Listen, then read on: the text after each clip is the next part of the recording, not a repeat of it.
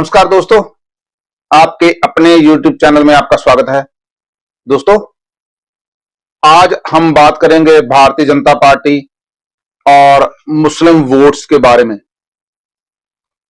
Bharatiya Janata party और नरेंद्र मोदी जी को एक बुखार चढ़ा हुआ है मुस्लिम वोटों का। आपको पता है कि अलग अलग जो योजना प्रधानमंत्री जी द्वारा शुरू करी गई, जैसे कि जन धन योजना, अकाउंट खोलने की योजना थी, और जैसी आवास योजना, स्टार्टअप की योजना, शौचालय की योजना, ये सभी योजना जितनी भी लागू की गई 2014 से लेके अब तक, उसमें जो है किसी भी तरह का कोई भेदभाव नहीं रखा गया धर्म, कम्युनिटी, जाति की लेवल पर, या उसके किसी भी तरह ये सोचकर नहीं उनमें उनको प्रेफरेंस दिया गया। मुस्लिम एक उसकी उदाहरण है डाटा। डाटा तो बोलेगा, सत्य बोलेगा। भारत में मुसलमानों की जो पॉपुलेशन है वो 14% से थोड़ी ज्यादा है, जबकि इन योजनाओं में टोटल बेनिफिट जो मिला वो लगभग 30% के आसपास मिला। एक छोटी सी एग्जांपल देता हूं आपको उत्तर प्रदेश की। उत्तर प्रदेश में जितनी भी योजनाएं लागू की गई, उत्तर प्रदेश में मुसलमानों की पॉपुलेशन 18% है और योजना में जो हिस्सेदारी है वो 31% के आसपास है। चाहे वो प्रधानमंत्री आवास योजना हो, फ्री गैस की योजना हो, या फिर लोन की योजना हो, या फिर शौचालय की योजना, तो इससे भी ऊपर 36% तक मुसलमानों को उसमें हिस्सेदारी मिली। लेकिन प्रधानमंत्री और भारतीय जनता पार्टी कुछ भी कर ले,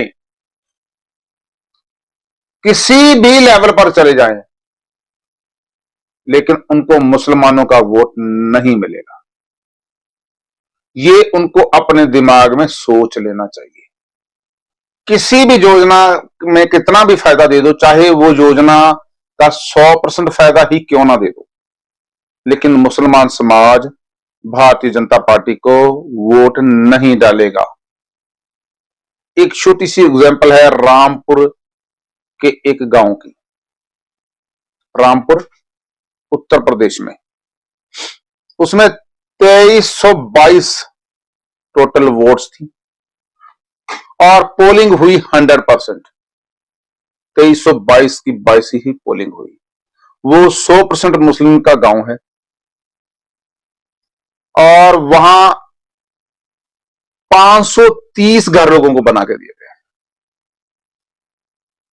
और मैं मानता हूं कि एक घर पर अगर 2 वोट भी बीजेपी को मिलते तो 1000 से ऊपर वोट मिलना चाहिए था।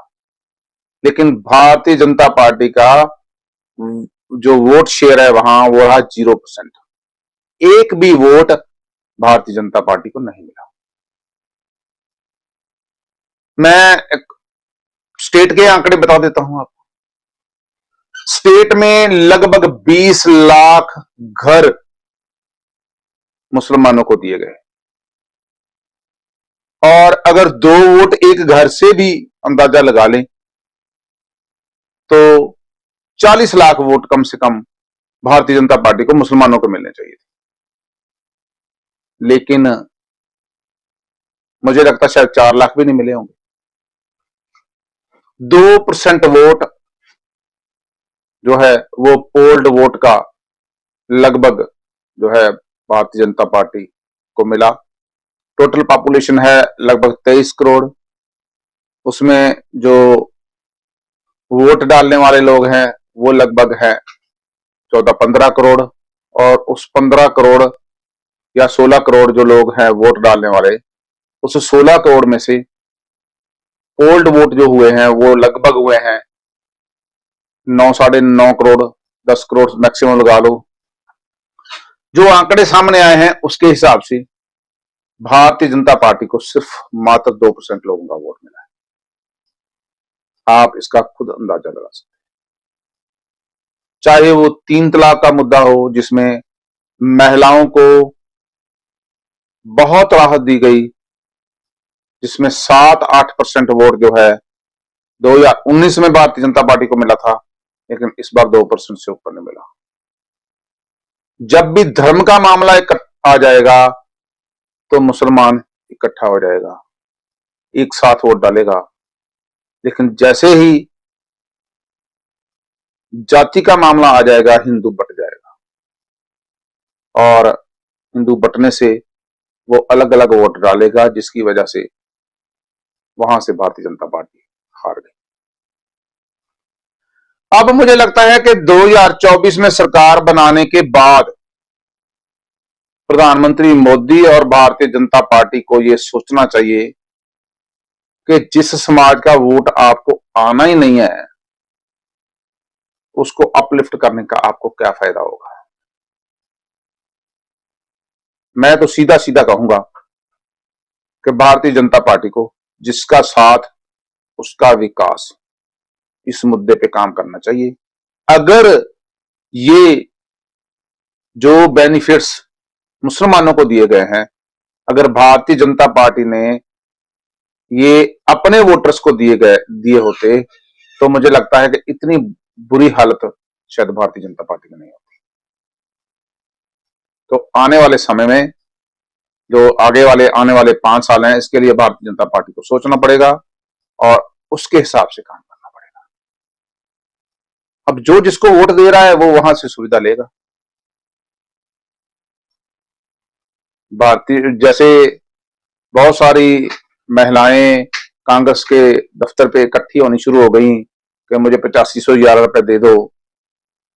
उनको किस तरीके से मिसगाइड किया गया, गलत कम्युनिकेशन किया गया और गलत वादा किया गया, क्योंकि वो महिलाएं कांग्रेस दफ्तर में पहुंच गई। टेक्निकल युग है, सब लोग मूर्ख नहीं हो सकते।